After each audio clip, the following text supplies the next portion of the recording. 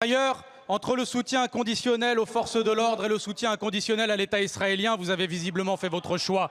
Vous, d'habitude si rapide à communiquer, vous étiez bien discret lorsque nos gendarmes français, pourtant sous statut diplomatique, ont été interpellés par des policiers israéliens dans le domaine de l'Eléona, en Palestine occupée.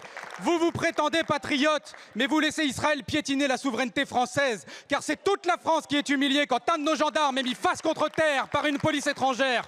Vous qui vantez d'ailleurs la défense des chrétiens d'Orient, vous validez par votre silence qu'un lieu de pèlerinage chrétien soit bafoué. Et pendant ce temps-là, que de bruit et d'énergie de votre part pour une simple banderole au Parc des Princes.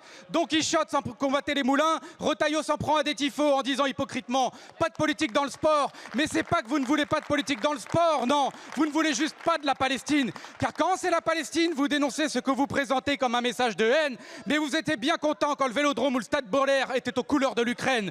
Pour empêcher toute opposition au génocide à Gaza de s'exprimer, vous criminalisez abusivement à tel point que le Comité des droits de l'homme de l'ONU a dénoncé votre instrumentalisation de la lutte, pourtant légitime, contre l'apologie du terrorisme.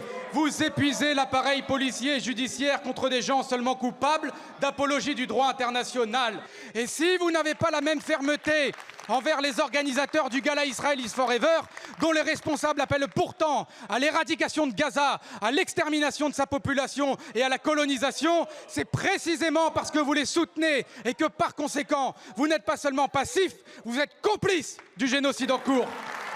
Emmanuel Macron et Michel Barnier, n'oubliez pas jeudi, pendant que vous applaudirez l'équipe représentant un pays qui commet un génocide, n'oubliez pas qu'à Gaza, il n'y a plus de terrain de football. Et pourtant, l'équipe israélienne tire quand même, mais dans la poitrine des enfants. N'oubliez pas qu'en Palestine, comme au Liban, les frappes sont aériennes et qu'elles massacrent des innocents. Il ne sera jamais ni normal, ni moral, ni même raisonnable d'accueillir les bras ouverts Israël en plein génocide.